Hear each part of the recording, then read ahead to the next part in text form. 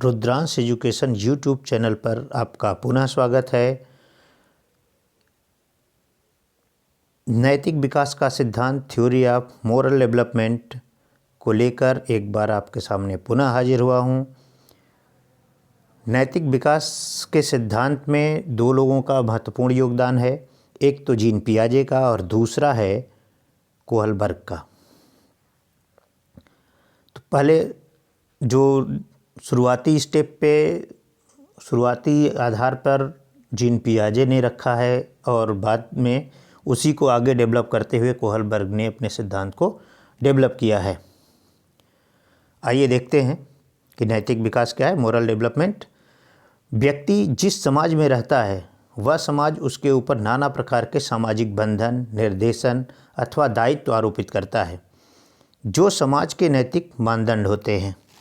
समाजीकरण वह प्रक्रिया है जिसके द्वारा व्यक्ति समाज में प्रचलित आचरण के नैतिक मानदंड को अपने में समाहित करता है तथा सीखता है कि व्यक्तिगत इच्छाओं तथा सामाजिक दायित्व के संघर्ष को किस प्रकार से नियंत्रित किया जाए, और यही नैतिक विकास कहलाती है। तो कहने का मतलब यहाँ पे ये है कि जो सामाजिक दायित्व होते हैं, सामाजिक दायित्व और बंधन को निभाना अपने व्यक्तिगत इच्छाओं का दमन करना होता है, और जो व्यक्ति सामाजिक बंधन या सामाजिक दायित्व का निर्वहन करता है वो कहीं ना कहीं समाज के साथ अपनी व्यक्तिगत इच्छाओं को समझौते के तौर पर दबाता है, और जो व्यक्ति समाज के मानदंडों के अनुसार खरा उतरता है उसी में क्या होता है, नैतिक विकास डेवलप होती है। आइए देखते हैं परिभाषा। सैमुअल इस्माइल के अनुसार चरित्र आदतों की पूंजी है। अब यहाँ पे चरित्र को कैसे निर्धारित किया जाएगा? चरित्रवान व्यक्ति वही कहलाता है जो कि सामाजिक दायित्वों का निर्वहन उचित सामाजिक मानदंडों के आधार पर करता आता है, तो ये कहा जाता है कि वो चरित्रवान व्यक्ति है। तो इसीलिए कहा जाता है कि चरित्र जो है आदतों की पूंजी है, ये सैमुअल इस्माइल के अनुसार। जीन पियाजे, नैतिक विकास न्याय के परिपक्व तथा स्वतः स्फूर्त प्रत्ययों की प्राप्ति है। तो नैतिक विकास को न्याय के परिपक्व कहने का मतलब है कि जो समाज में मानदंड स्थापित होते हैं उन मानदंडों के आधार पर जो स्वतः स्फूर्त प्रत्यय हमारे दिमाग में आते हैं उनको हम जब प्राप्त करते हैं तब हमारा नैतिक विकास होता है।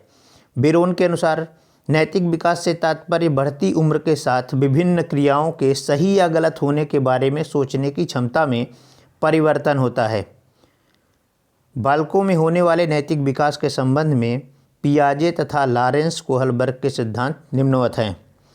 तो बेरोन का जो परिभाषा है, बेरोन का कहना है कि उम्र के अनुसार बच्चों के सोचने की अपनी शक्ति बढ़ जाती है, समझने की शक्ति बढ़ जाती है, उचित अनुचित सही और गलत का अपना निर्णय होता है। तो उसके आगे इनके सिद्धांत के अंतर्गत हम लोग देखेंगे जीन पियाजे का नैतिक विकास के सिद्धांत। जीन पियाजे अपने नैतिक विकास सिद्धांत का उल्लेख अपनी पुस्तक the moral judgment of the child में किया है। जीन पियाजे के अनुसार बच्चों के नैतिक निर्णय के विकास में एक निश्चित क्रम एवं तार्किकता होती है। पियाजे ने बालकों के नैतिक विकास का अध्ययन करने के लिए समानता तथा निर्भरता से संबंधित प्रश्नों तथा कहानियों के माध्यम से बच्चों के गहन साक्षात्कार किए और इसके आधार पर बालकों के नैतिक मूलक सिद्धांत के 3 स्तर को विभाजित किया है। प्रश्न में अक्सर ये 3 स्तर ही आपसे पूछ लिए जाते हैं। जीन पियाजे ने किन 3 स्तरों को बताया है, तीनों स्तरों का उम्र क्या रहा है, तो उसको देखते हैं कि नैतिक या यथार्थता या विषम नैतिकता या विवशता की नैतिकता, जो कि 2 वर्ष से 7 वर्ष तक होती है, और दूसरा है नैतिक समानता 8 वर्ष से 12 वर्ष तक होती है, और तीसरा है नैतिक सापेक्षता 12 वर्ष से आगे की जो बातें होती हैं वो इसके अंतर्गत रखी गई हैं। देखते हैं नैतिक यथार्थता क्या है। पियाजे के अनुसार नैतिक यथार्थता के 2 मूल स्रोत हैं। पहला है बालकों की बौद्धिक संरचना और दूसरा है उनके स्वयं के अनुभव। बौद्धिक संरचना में क्या होता है कि बालक जब विकास करता है तो उसके दौरान में बौद्धिक संरचनाएं जो बनती हैं, समाज के अन्य चीज़ों के जो मानदंड होते हैं उसको लेके जो प्रत्यय का निर्माण होता है वही बौद्धिक संरचना होती है। और स्वयं के अनुभव, बालकों में नियमों का अंध अनुकरण करने की प्रवृत्ति होती है। मतलब है नैतिक यथार्थता के अंतर्गत क्या होता है कि जो भी समाज के मानदंड होते हैं उनको यथावत रूप में स्वीकार कर लिया जाता है बच्चे के द्वारा। नेक्स्ट है नैतिक समानता। यह स्तर विद्यालयी खेलकूद के वातावरण में समवयस्क बच्चों के साथ बढ़ती अंतःक्रिया का परिणाम होता है। अंतःक्रिया के आधार पर नियमों की व्याख्या करने की प्रवृत्ति होती है। तो समवयस्कों के साथ जब बच्चा अपना खेलकूद करता है, क्रिया करता है, अंतःक्रिया करता है, उसके परिणाम के आधार पर भी वो अपने कुछ नियमों की व्याख्या करने की प्रवृत्ति रखने लगता है। तो वहाँ पे क्या होता है, नैतिक समानता की बात आती है। तीसरा है नैतिक सापेक्षता। जीन पियाजे के नैतिक विकास का अंतिम सिद्धांत नैतिक सापेक्षता है, जो अंतिम स्तर होने के कारण यहाँ पर नैतिकता का सर्वाधिक विकास होता है। स्वतः नैतिक मूल्यों के विकास के कारण कार्यों की व्याख्या करने की प्रवृत्ति पाई जाती है। तो नैतिक विकास जब होता है तो नैतिक विकास में कुछ आमूलचूल परिवर्तन होता है और वो एक अलग मानदंड स्थापित करने की बात आती है और तब स्वतः जो मूल्य निर्धारित किए जाते हैं उसके आधार पर नैतिकता को आगे बढ़ाया जाता है। लॉरेंस कोहलबर्ग ने क्या किया कि जो जीन पियाजे ने नैतिक विकास के सिद्धांत को आगे बढ़ाया था, उसके आगे की नैतिक विकास के सिद्धांत की इन्होंने व्याख्या किया है। तो लॉरेंस कोहलबर्ग ने 10 से 16 वर्ष की उम्र के बच्चों के सम्मुख कहानियों के रूप में नैतिक संदेहात्मक प्रश्नों की प्रस्तुत किया और इसके आधार पर बच्चों का साक्षात्कार लिया और साक्षात्कार से प्राप्त सूचनाओं का विश्लेषण करके जीन पियाजे के नैतिक विकास के सिद्धांत को विस्तारित, परिवर्तित तथा परिमार्जित किया है। निष्कर्षतः कोहलबर्ग के नैतिक विकास के सिद्धांत में 3 प्रमुख स्तर और 7 सोपान हैं। तो आइए देखते हैं पहला स्तर इनका क्या है, प्राक रूढ़िगत स्तर या पूर्व परंपरागत स्तर। इसके अंतर्गत 3 बातों को रखा गया है, आत्म केंद्रित निर्णय, दंड एवं आज्ञाकारिता उन्मुखता और तीसरा है साधनात्मक सापेक्षवादी उन्मुखता। तो ये आत्म केंद्रित निर्णय जो कि ऐसे निर्णय जो कि स्वयं पे निर्भर करते हैं और दूसरा है उसमें दंड और आज्ञाकारिता, मतलब इस बात का भय रहे कि अगर ऐसा कुछ नहीं किया गया या नहीं करने पर आपको दंडित किया जा सकता है या बड़ों की आप आज्ञा नहीं मानते हैं, तो वो बात प्राक रूढ़िगत स्तर में जो परंपरागत चीज़ें पहले से चली आ रही हैं उसके लिए होता है। साधनात्मक सापेक्षवादी उन्मुखता, इसके अंतर्गत जो कुछ साधन होता है उसके अकॉर्डिंग में ही आपको काम करना पड़ता है। दूसरा है रूढ़िगत नैतिकता स्तर या परंपरागत स्तर। तो इसके अंतर्गत 2 भाग में इसको डिवाइड किया गया है। तो पहला है परस्पर एवं रूप उन्मुखता और दूसरा है अधिकार संरक्षण उन्मुखता।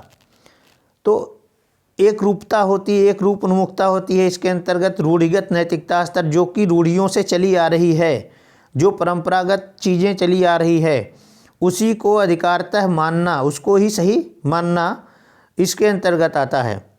और तीसरा है उत्तर रूढ़िगत स्तर।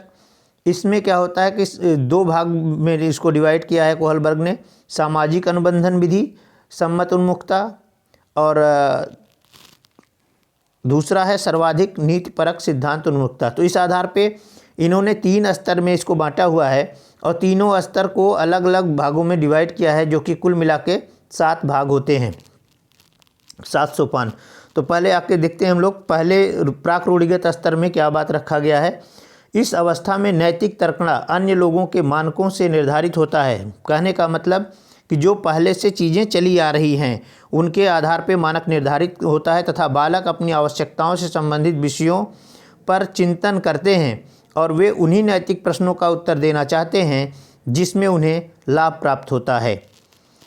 दूसरा है रूढ़िगत नैतिकता का स्तर। इस अवस्था में बालक उस नैतिक तर्कणा जो दूसरे लोगों के मानकों से निर्धारित होता है आत्मसात करता है तथा उन नैतिक मानदंडों के आधार पर सत्य और असत्य का निर्णय करता है तथा बालक अच्छा बनकर अन्य व्यक्तियों से प्रशंसा प्राप्त करना चाहता है। तो जो कुछ परंपरागत नियम कानून चले आते हैं, सामाजिक स्तर चला आ रहा है, उन्हीं स्तरों को बच्चा क्या करता है, आत्मसात कर लेता है और एक लोगों के निगाह में अपने आप को एक मानदंड स्थापित करने के लिए, प्रशंसा प्राप्त करने के लिए उन नियमों को वो अक्षरशः मानता है जो पहले से चली आ रही हैं। तीसरा है उत्तर रूढ़िगत स्तर। इस अवस्था में नैतिक मूलक आचरण जो नित्य और शाश्वत होता है। अब बच्चा क्या कर रहा है, उत्तर रूढ़िगत स्तर तक आते आते बच्चा ये करने लगता है कि जो पूर्व से निर्धारित मानदंड होते हैं उनमें कुछ परिवर्तन करना शुरू करता है। पूर्णतः बच्चों के आंतरिक नियंत्रण में होता है, मतलब बच्चा अब उस पर पूरी तरह से नियंत्रण कर लेता है और वो ये देखता है कि अब उसको कैसे आगे इन मानदंडों को स्थापित करना है। बालक उन नैतिक मानदंडों एवं नैतिक सिद्धांतों को जो समाज के दृष्टिकोण से सही है, मतलब जो वो मानदंड स्थापित करेगा जिसको समाज मान्यता देती है, स्पष्ट रूप से परिभाषित करने का प्रयास करने लगते हैं। यह नैतिकता का सर्वोच्च स्तर होता है। आइए देखते हैं कि सीटेट में यहाँ से कौन कौन से प्रश्न बने हुए हैं और उनको हम लोग देखते हैं, उनकी व्याख्या देखते हैं, उनका हल देखते हैं। कोहलबर्ग के अनुसार शिक्षक बच्चों में नैतिक मूल्यों का विकास कर सकता है। तो पहला ऑप्शन है धार्मिक शिक्षा को महत्व देकर, दूसरा है व्यवहार के स्पष्ट नियम बनाकर, तीसरा है नैतिक मुद्दों पर आधारित चर्चाओं में उन्हें शामिल करके, और चौथा है कैसे व्यवहार किया जाना चाहिए इस पर कठोर निर्देश देकर। तो यहाँ पे धर्म की कोई बात नहीं हुई है, यहाँ पे जितनी व्याख्या हुई वहाँ पे व्यवहार के नियम की बात कुछ नहीं हुआ है, और कैसे व्यवहार किया जाना चाहिए इस पे कोई कठोर निर्देश देने की भी बात नहीं हुई है। तो यहाँ पे जो ऑप्शन सही होगा, यहाँ पे ऑप्शन सी सही हो जाएगा, नैतिक मुद्दों पर आधारित चर्चाओं में उन्हें शामिल करके। ठीक है, आगे बढ़ते हैं। लॉरेंस कोहलबर्ग के द्वारा प्रस्तावित निम्नलिखित चरणों में से प्राथमिक विद्यालयों के बच्चे किन चरणों का अनुसरण करते हैं। यहाँ पे पूछा जा रहा है कि बच्चे किन चरणों का अनुसरण करते हैं। तो ध्यान देने की बात है कि प्राथमिक स्तर का बच्चा होगा, इसको ज़रूर ध्यान दीजिएगा। लैंग्वेज को ज़रूर ध्यान दीजिए जब भी आप परीक्षा में प्रश्न को हल कर रहे हैं, नहीं तो आप सही आंसर नहीं पकड़ पाएंगे। तो यहाँ पे कह रहा है कि प्राथमिक विद्यालयों के बच्चे किन चरणों का अनुसरण करते हैं। आज्ञा पालन और दंडोन्मुखीकरण, व्यक्तिकता और विनिमय, अच्छे अंतःवैयक्तिक संबंध, और लास्ट ऑप्शन है सामाजिक अनुबंध और व्यक्तिगत अधिकार। तो इसमें पहली बात तो आपने देखा कि जो उन्होंने कोहलबर्ग ने जो ग्रुप डिवाइड किया है उसके अंतर्गत आज्ञा पालन और दंड उन्मुखीकरण है, और दूसरा है व्यक्तिकता और विनिमय। अच्छे अंतःवैयक्तिक संबंध और सामाजिक अनुबंधन की यहाँ कोई बात नहीं रखी गई, व्यक्तिगत अधिकार की बात कोई नहीं रखी गई है। तो यहाँ पर ऑप्शन नंबर ए सही हो जाएगा, और इसकी व्याख्या हम नीचे देख सकते हैं। कोहलबर्ग के अनुसार प्राथमिक विद्यालय के बच्चे नैतिक विकास के पूर्व परंपरागत स्तर पर होते हैं, जो कि उन्होंने 3 भागों में डिवाइड किया है, 3 स्तर बताया है। इस स्तर पर बच्चे आत्मकेंद्रित निर्णय लेते हैं, उनके दंड तथा आज्ञा पालन अभिमुखता होती है, यांत्रिक सापेक्ष अभिमुखता और व्यक्तिकता तथा विनिमय की भावना होती है। नेक्स्ट क्वेश्चन देखते हैं। कर्नैल सिंह कानूनी कार्यवाही तथा खर्चे के बावजूद आयकर नहीं देते हैं। वे सोचते हैं कि वे एक भ्रष्ट सरकार को समर्थन नहीं दे सकते जो अनावश्यक बाधों के निर्माण पर लाखों रुपए खर्च करती है। वे संभवतः कोहलबर्ग के नैतिक विकास की किस अवस्था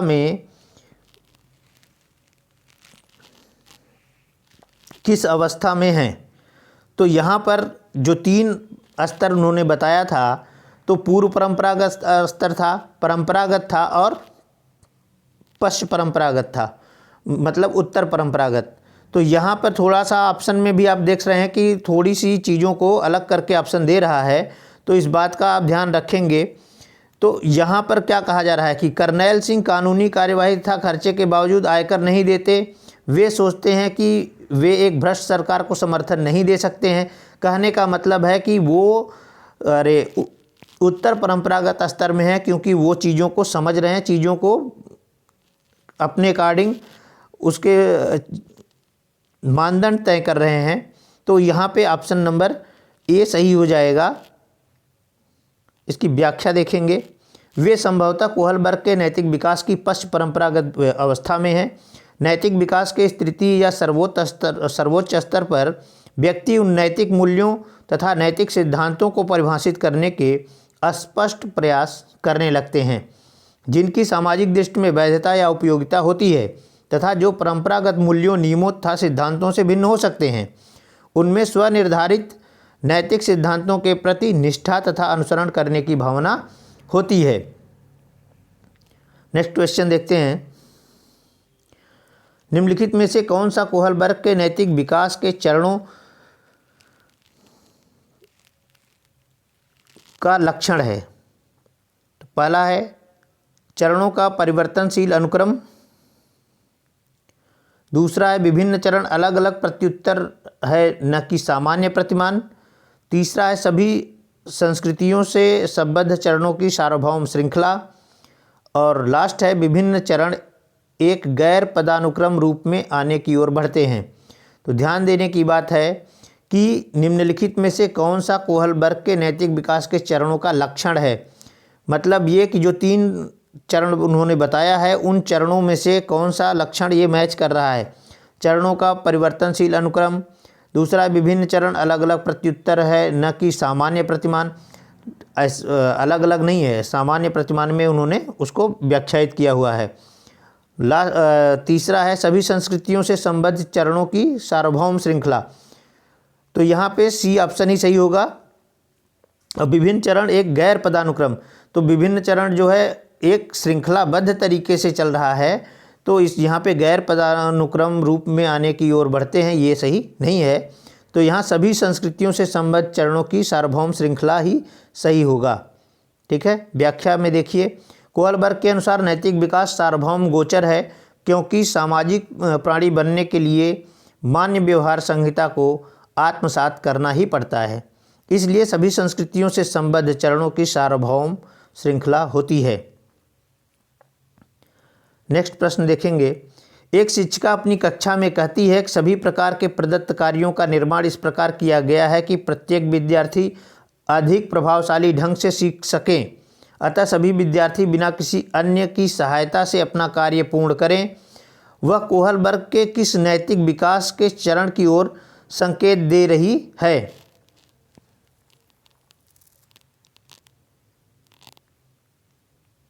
तो प्रश्न को फिर से एक बार देख लीजिए ऑप्शन पे जाने से पहले।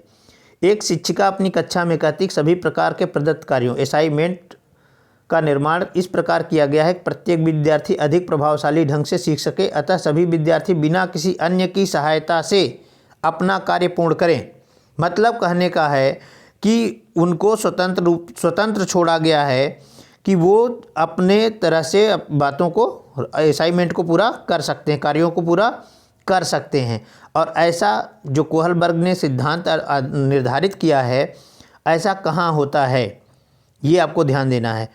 पूर्व में क्या होता है कि वो चीज़ें नहीं हैं। और जो अंतिम ऑप्शन है उनका उत्तर परंपरागत वाला, उसी में आएगा औपचारिक चरण, कानून और व्यवस्था। यही ऑप्शन सही होगा। फिर इसकी व्याख्या देख रहे हैं हम लोग। औपचारिक चरण, कानून और व्यवस्था या कोहल वर्ग के सिद्धांत की चौथी अवस्था है। इस स्थिति में लोगों के नैतिक विकास की अवस्था सामाजिक आदेश, कानून, न्याय तथा कर्तव्यों पर आधारित होती है। जैसे किशोर सोचते हैं कि समाज अच्छे से चले, इसके लिए कानून के द्वारा बनाए गए दायरे के अंदर ही रहना चाहिए। नेक्स्ट देखेंगे। लॉरेंस कोहल वर्ग के सिद्धांत में कौन सा स्तर नैतिकता की अनुपस्थिति में अनुपस्थिति को सही अर्थ में सूचित करता है। कौन सा स्तर नैतिकता की अनुपस्थिति को सही अर्थ में सूचित करता है? तो नैतिकता किस स्तर में अनुपस्थित होती है बालकों में, वो बात कही जा रही है। तो यहाँ पर स्तर फर्स्ट हो जाएगा। तो कोहलबर्ग द्वारा बताए गए नैतिक विकास के स्तरों में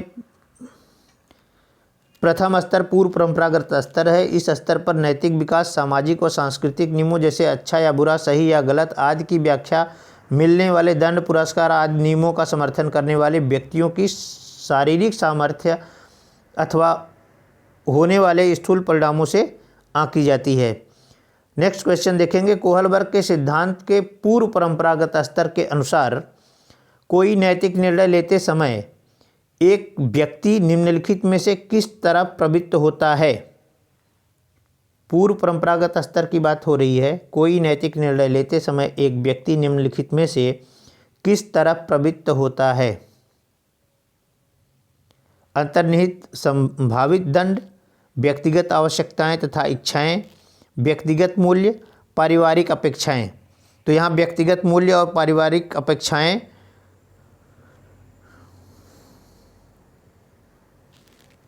नहीं होगा, क्योंकि यहाँ व्यक्तिगत, जहाँ जहाँ व्यक्तिगत लग रहा है वहाँ वो चीज़ें नहीं हो सकती हैं, क्योंकि व्यक्तिगत इच्छाओं का दमन होता है। तो अंतर्निहित संभावित दंड की बात होती है। दंड के डर से ही बच्चा क्या करता है, कोई कार्य करता है।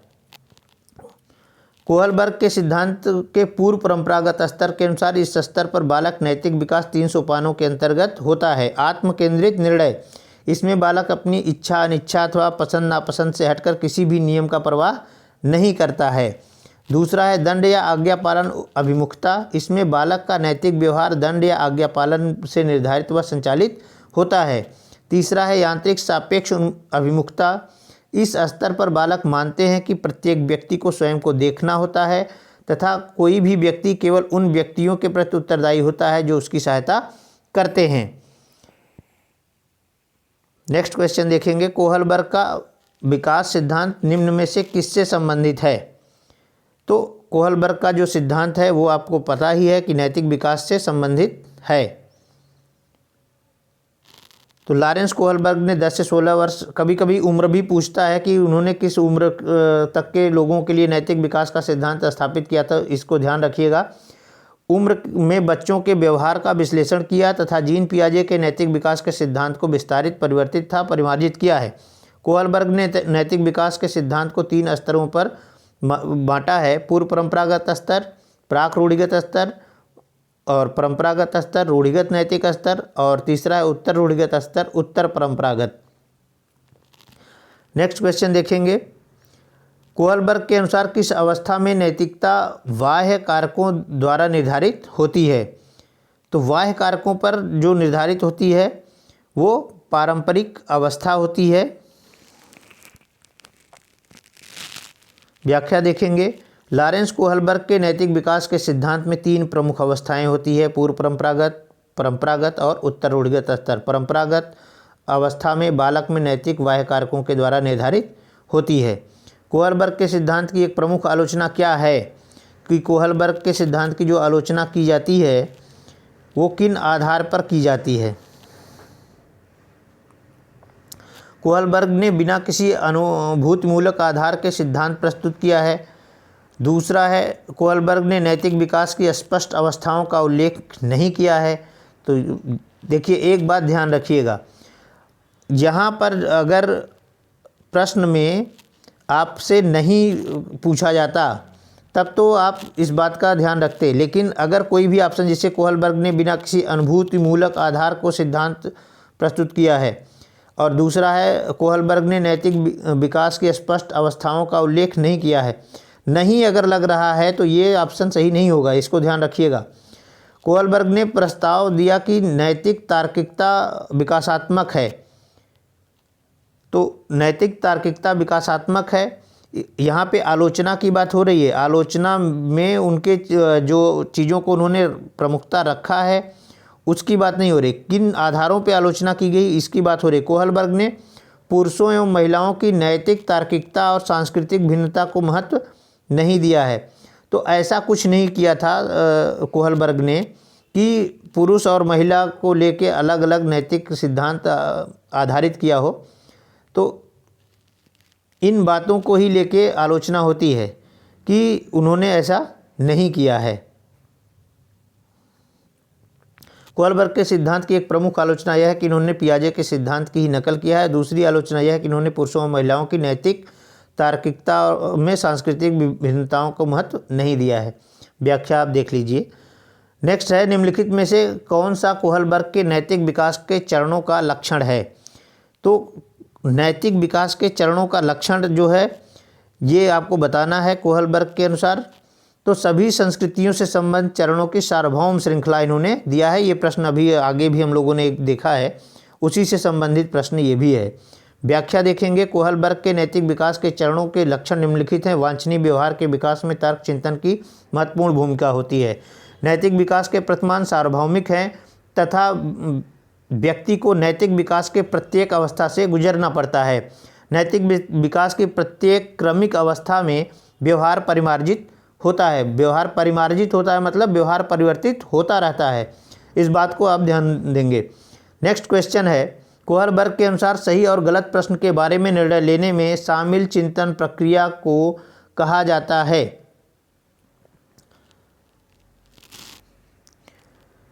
कोहलबर्ग के अनुसार सही और गलत प्रश्न के बारे में निर्णय लेने में शामिल चिंतन प्रक्रिया को नैतिक तर्कणा कहा जाता है। अपने तर्क के आधार पर नैतिक तर्कणा।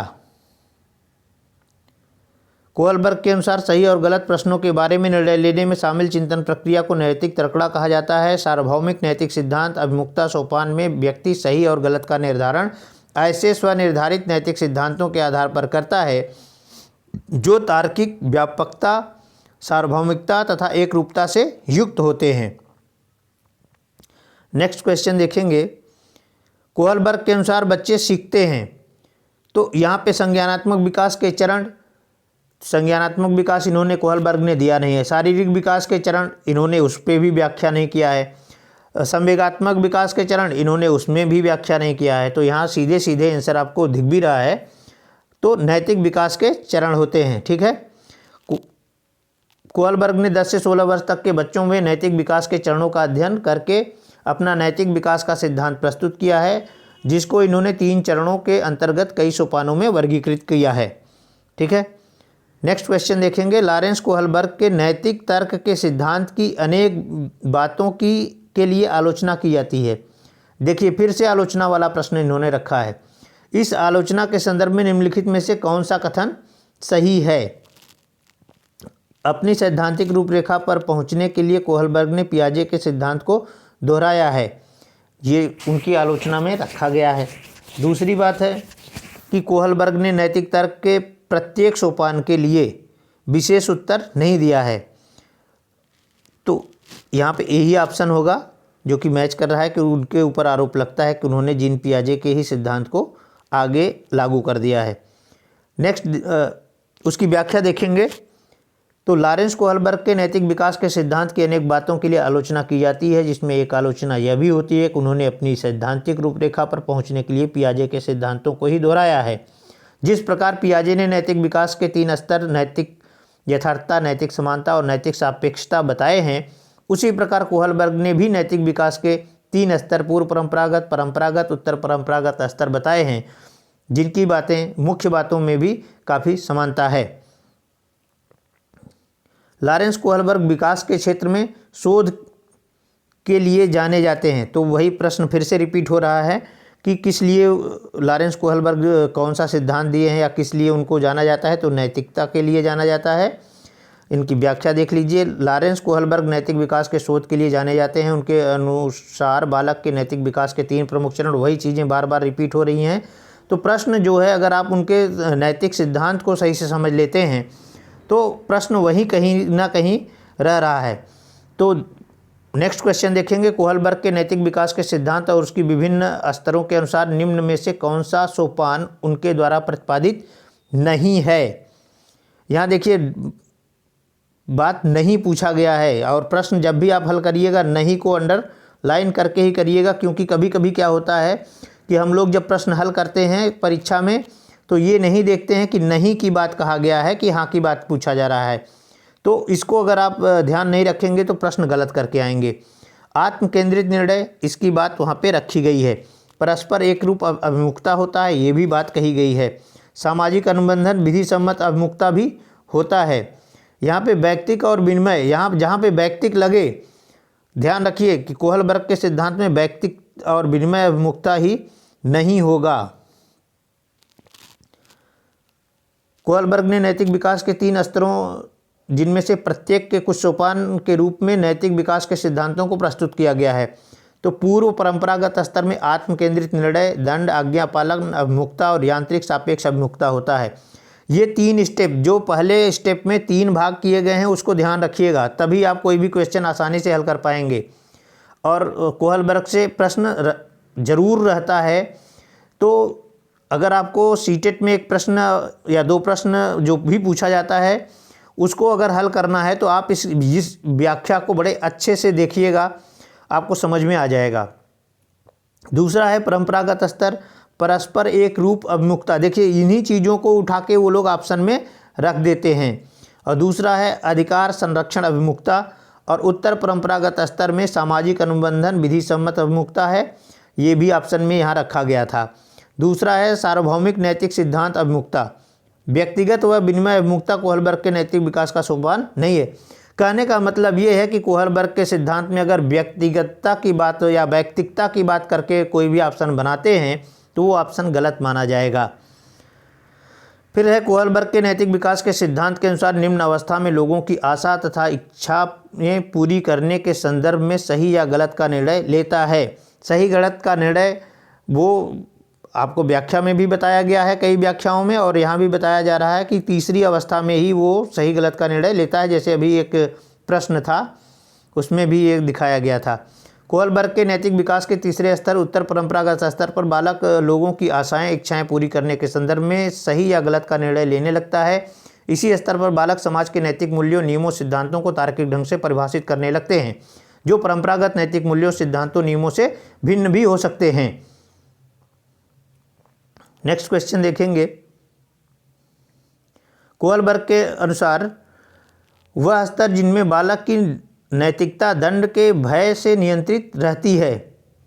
नैतिकता दंड के भय से, अभी जो हम लोग व्याख्या देखे हैं उसमें दिया गया है कि नैतिकता दंड के भय से नियंत्रित रहती है, तो वो कौन सा था? पूर्व परंपरागत स्तर था।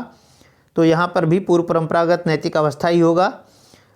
व्याख्या में पुनः देख लीजिए। कोहलबर्ग के अनुसार वह स्तर जिसमें बालक की नैतिक दंड के भय से नियंत्रित रहती है वह पूर्व नैतिक स्तर या पूर्व परंपरागत स्तर कहलाता है। इस स्तर पर बालक को नैतिक व्यवहार 3 सोपानों द्वारा नियंत्रित होता है: आत्म केंद्रित निर्णय, दंड, आज्ञा पालन अभिमुखता और यांत्रिक सापेक्षिक अभिमुखता।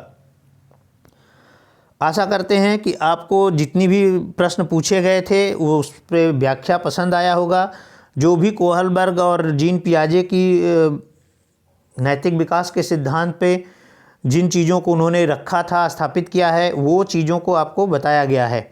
आशा करते हैं आपको पसंद आएगा। अगर आपको ये वीडियो पसंद आता है तो अगर चैनल पे नए हैं तो चैनल को सब्सक्राइब कर लीजिएगा और अपने दोस्तों में ज़्यादा से ज़्यादा शेयर करिए। क्योंकि भाई अगर किसी का भी फ़ायदा होता है हमारे वीडियो बनाने से, किसी का सीटेट निकलता है, तो इसमें नुकसान कहाँ है?